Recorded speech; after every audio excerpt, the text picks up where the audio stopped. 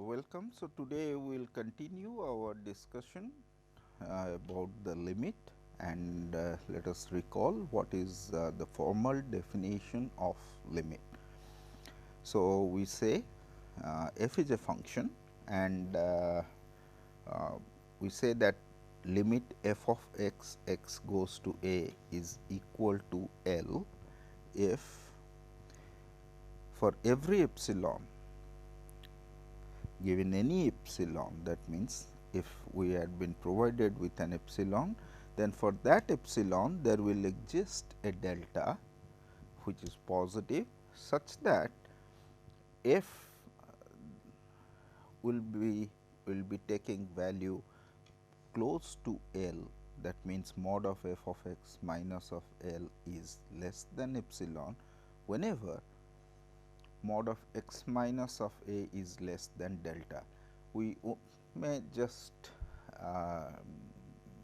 agree not to include the point a, except at the interval a minus delta to a plus delta, all those values f will take that will be close to L, and this close as we want means this close we are determining how close we want, whatever the closeness given any epsilon positive, however small it is, we can always find a delta. If we can find a delta, then we say that limit f of x goes to a is equal to L. So, that what we say that this is essentially that if x belongs to a minus delta to a plus delta, accepting the point a, then f of x should belongs to the interval L minus epsilon to L plus epsilon. That is what we had defined in the last lecture. Now, let us do some example. So, first example is f of x is equal to x square minus of 1 by x minus 1. If x is not equal to 1, you see at x equal to 1 the denominator is 0 for this function. So, we are here what we are defining f of x for x not equal to 1, and we give one value 0, which is if x is equal to 1. This is certainly a function. So, now we are interested, suppose we want to find the limit as of f of x as x goes to 1. So, then you see in our definition is that we say that limit f of x goes to a equal to L if something happens. That means, if we are asked to find the limit, then we need to guess that what our L should be. So, in this case it is easy to guess that L should be equal to 2. So, now after we have done this guess, now we want to prove rigorously that limit f of x goes to 1 is actually equal to 2. So, for that what we need to do? We will take epsilon positive. For every epsilon we want to find a delta. Now, we start with a epsilon positive, choose a delta positive which is less than epsilon. So, in this case what happens, if x is not equal to 1, then you look at mod of f of x minus of 2, which is equal to mod of x square minus 1 by x minus 1, and x is not equal to 1. So, factorizing we are going to get this is x plus 1 minus of 2, which is mod of x minus of 1, and we are interested to find the limit as x goes to 1. So, we are looking at the interval some 1 minus delta to 1 plus delta, our delta, such that this is. So, now if this is less than delta, and if we choose our delta to be any delta positive which is less than epsilon, then we will get that limit f of x goes to 1 is equal to 2. Now, let us do another example. This is where it is been given to us that so that limit x goes to 4. square root of 2x plus 1 is equal to 3. So, here we do not have to make a guesswork, it is given that we need to prove that this is equal to limit is equal to 3. Now, first let us observe that square root of 2x plus 1 minus of 3 modulus, we want to make it as small as we want. So, this is if we do, then a square minus b square by, if we multiply and divide by square root of 2x plus 1 plus 3. Remember that we are interested in all those x which are close to 4. Therefore, in this case the denominator is not going to be 0, and we are always taking the square root means unless and until mentioned. So, we are taking the positive square root, non negative square root. So, now this 2x plus 1 minus 9 by square root of 2x plus 3. So, which is simple arithmetic will tell us that this is mod of 2 into mod of x minus of 4 by square root of 2x plus 1 plus 3. Now, take epsilon positive. Now, suppose we are looking for a delta. Now, if our delta is strictly less than 1, because we are just want a delta to be positive. Now, we take our delta, let us say that delta is less than 1, then what is the delta we can choose? Now, for this we want to look at the interval 4 minus delta to 4 plus delta, that means mod of x minus of 4 is less than delta, which is less than 1. Now, therefore, this x minus 4 is less than 1, greater than minus of 1. We have 3 is less than x, which is less than 5. Therefore, square root of 2x plus 1 minus of 3 modulus is equal to, what we have seen is 2 into square root of mod of x minus of 4 by square root of 2x plus 1 plus 3. Now, this is strictly less than, this quantity is less than delta. So, this numerator is less than 2 delta. Now, if x is greater than 3, then the 2x plus 1 is greater than 7, 1 upon 2x plus 1 would be less than 1 upon square root of 7. So, this quantity is less than 2 delta divided by square root of 7 plus 3. Now, this delta we want to show that this is less than epsilon, this is what we want to show. Now, if we choose our delta already less than 1, so which means this is what we are getting. So, if we choose our delta to be the minimum of 1, square root of 7 plus 3 by epsilon by 2, then this is what we are going to get, that this is less than epsilon. Okay, so, now what are the properties of limit? Now, it can happen that I mean one would like to see that suppose we are given with a function f. Now, we are interested in limit x goes to a f of x. Now, obviously, intuitively we see we can see that this limit is going to be one number. It f, that means f cannot approach to two different limits. So, that is what we would like to prove. If limit f of x goes to a exists, then it is unique. So, suppose not, therefore, suppose limit f of x goes to a is equal to L and limit f of x goes to a is equal to m. Then what do you want to show? L is equal to m.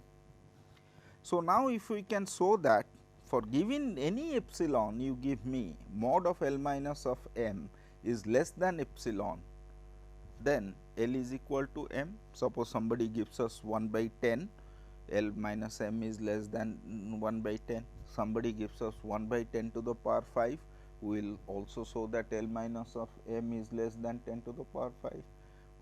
Similarly, any small epsilon, if L minus of m is less than, modulus of that is less than epsilon, then L has to be equal to m. There is no other point, because if L is bigger than m, then L minus of m will be bigger than some positive number. Now, for epsilon working for any positive number less than L minus of n, we will get a contradiction. Therefore, this has to be equal to 0. Okay.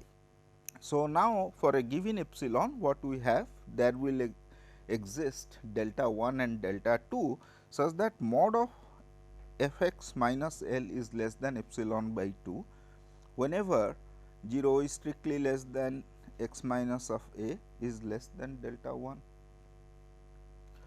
Similarly, we can get it because I am sorry, this is f of x minus of m, this is less than epsilon by 2 whenever x lies between a minus delta to a plus delta.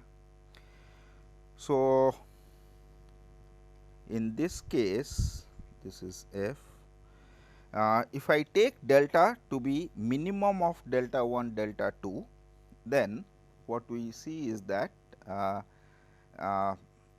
mod of, and we take mod of x minus of a is less than delta, then this will imply that mod of x minus of a is less than delta 1. This will imply that f of x minus of L is less than epsilon. Similarly, if mod of x minus of a is less than delta, we will get that this is less than delta 2 because delta is minimum of delta 1 and delta 2. This will imply that mod of f of x minus of m is less than epsilon by 2. Thus, we have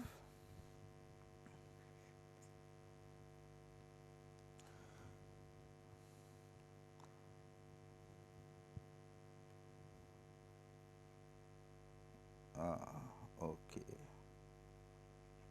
So, we have now mod of L minus of m, this is lesser equal to, by triangle inequality, mod of f of x minus of L plus mod of f of x minus of m, because mod of L minus of m,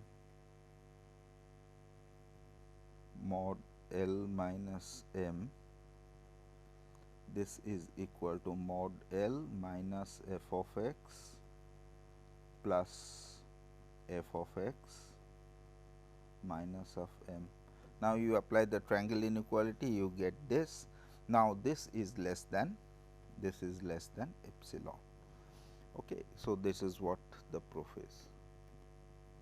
Okay. So, now this is the, if f and g both are functions, then we have seen that f plus g is a function, f g is a function, any scalar times f is a function, and f by g wherever it is defined, that is going to be a function, mod f is also a function. So, now what happens to the limit? So, if f of x goes to a is equal to L and g of x goes to a is equal to m. Let us take C any real number, then in that case what one will get, that f of x plus g of x, limit x goes to a, f plus g as a function which is equal to f of x plus g of x and x goes to a, this is going to be equal to limit of f plus limit of g, which is L plus m. Similarly, what we are going to get, that if f g of x we take the limit, then this is going to be L m, and some scalar times f, this is the function C f, C f at x is equal to C times L, and if m is not equal to 0, limit of g x goes to a is not equal to 0, which is equal to m, then f x by g x, this is going to be L minus of m, and mod of f of x is limit x goes to a is mod L. So, this is what it is expected. So, now I will give you the proof of only one, and I request you to carry out the proof of the other 4 properties. That will be fun. Okay, so this is what we now try to prove, that limit x goes to a, f plus g x is equal to L plus N. Now, that means what we want to get for every epsilon positive given any epsilon, we must find a delta such that mod of x minus of a is less than delta should be f of f plus g x minus L plus m should be less than epsilon. Okay. So, now limit of f of x, x goes to a is equal to L. So, for that epsilon, for a given epsilon, there will exist a delta 1 such that mod of x minus of a is less than delta 1 is going to imply f of x minus of L is less than epsilon by 2. For given any epsilon, I can find a delta. So, for epsilon by 2 is also a positive number, we will find a delta 1 for that. Similarly, we will find a delta 2 for g mod of x minus of a. Remember that this is what all the time we say, that 0 is less than this. This will imply mod of g x minus of m is less than epsilon by 2. Now, we take the delta to be minimum of this delta 1 and delta 2. Now, in this case mod of x minus of a is less than delta, then what happens? Now, we look at f of x plus g x minus L plus m, which would be lesser or equal to f of x minus of L plus g of x minus of m. Now, x minus of a is less than delta, that means delta is less than delta 1. Therefore, x minus of a is less than delta 1. This will imply that f of x minus of L is less than epsilon by 2. Similarly, x minus of a less than delta will imply x minus of a is less than delta 2. Therefore, g x minus of m is also less than epsilon by 2. So, this sum is less than epsilon by 2 plus epsilon by 2, which is equal to epsilon. So, similarly, you try with CF and FG and f by g and modulus of f. Okay. Some of the more properties of the limit. This limit, what it says is that it respects the inequality, in the sense that let f of x is less or equal to g x in the interval containing a is here and this is some a minus r, a plus s, whatever it is, this is the interval where f of x is less or equal to g x, except possibly x equal to a. Now, if limit of f of x equal to L and limit of g x is equal to m, you see f of x is going to approach to L whenever we go close to a. G of x is going to approach to m as we approach x approach a. Therefore, what it says is that then the L should be less or equal to m, because f of x is less or equal to g x. That is quite expected. So, how does one prove this?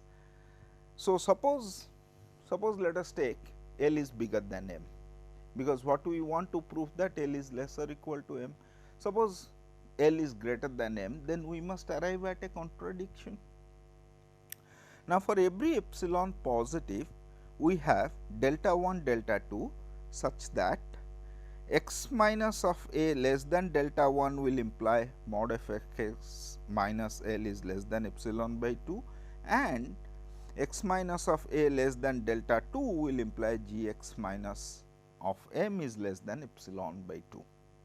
Now, again the same thing, we take the minimum of delta 1 delta 2. So, here for g I have this is x minus delta 1, this is x plus delta 1, delta 2 is here, let us say, and we are taking delta to be the minimum of this, that means x minus of delta is this. Now, for x minus of delta less x minus of a less than delta, what we have is that now from these two equation. So, because then in that case x minus of a is less than delta 1 as well as x minus of a is less than delta 2.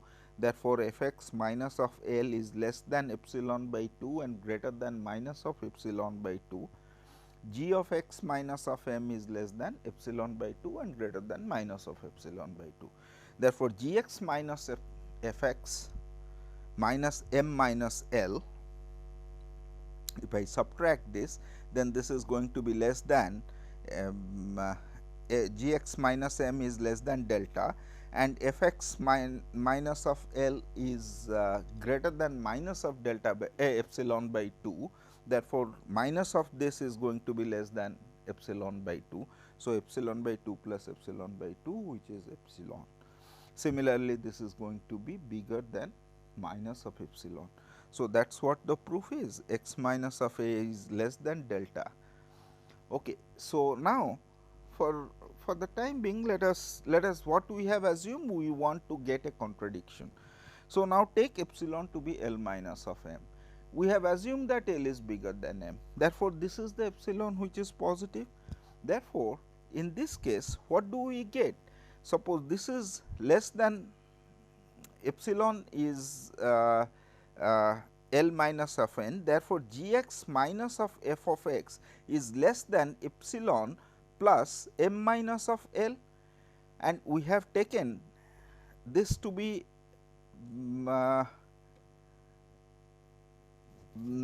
epsilon. Therefore, this is going to be less than 0. So, what we get is that f of x is less or equal to g x is given, but here what we are getting is that the g x is strictly less than f of x, which is a contradiction. Therefore, L has to be lesser equal to m. Okay. So, now what we have seen is that the limit of a function is unique. Now, if f of x is lesser equal to g of x, then the limit of f of x is lesser equal to limit of g of x. Now, this is very powerful theorem, I mean useful. If f of x is lesser equal to g x is lesser equal to h x in some interval containing a. Now, if limit of f of x equal to L, limit of h of x is also equal to L, then this g does not have any other choice, but the limit of x goes to a of g of x has to be equal to L. It will g is already you have started that g is a sandwich between f and h. Now, in that case the limit is also going to be sandwiched, that is what is the. So, in order to find the limit of g of x, if we can show that this is dominated by a function and which dominates another function, and both this left and right side function they goes to the same limit, then the in between has no other choice but to go to the same limit. So, now the proof is that you take epsilon positive and then you have delta 1 and delta 2 greater than 0, such that mod of x minus of a is less than delta 1 will imply f of x minus L is less than L.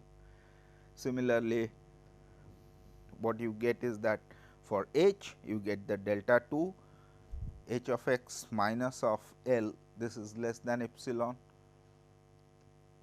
Now, you take again delta to be minimum of delta 1 and delta 2. Now, for x minus of a less than delta would be x minus of a is less than delta 1, x minus of a is less than delta 2. So, in that case, so f x minus of, so here what you are getting is that the L minus of epsilon, this is less than f of x from here, which is lesser equal to g of x is given, which is lesser equal to h of x given, and which is less than L plus epsilon by this. So, therefore, g x is greater than L minus of epsilon is less than L plus epsilon for a given epsilon whenever our x is in this delta. So, we have for epsilon we have found a delta, this happens. So, limit of g of x, x goes to a is nothing but L again. Let us see some very usefulness and example for this sandwich theorem. So, what we get that if limit of mod of f of x, x goes to a is equal to 0, then f of x, x goes to a is equal to 0. As we know that mod of x is equal to 0 means x, if and only if x is equal to 0, that is limit also kind of satisfy this property. That means, here I am taking that limit of x goes to a, f of x modulus is also equal to 0, then I will get this. So, this is very if you take it the sandwich theorem, you have f of x which is greater or equal to negative of mod f x and lesser equal to f of x, mod of f of x. Therefore, this goes to 0, this goes to 0, therefore, there is no other choice, f of x is going to be 0. Similarly, let us try to find, this is a very interesting example, x sin 1 upon x. So, if we take this is modulus which is definitely greater or equal to 0. Now, which is less than mod x, because every sign whatever the value the sign takes, so that is going to be lesser or equal to 1, and here when we are talking about x tends to 0, we do not have to worry about x is equal to 0. So, sin 1 upon x is a very well defined thing for x not equal to 0, and for the limit purpose we do not need to consider what is the value of the function at that point.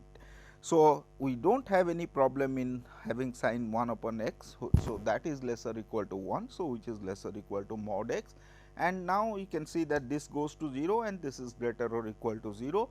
So, this is 0. Now, similarly we can do it.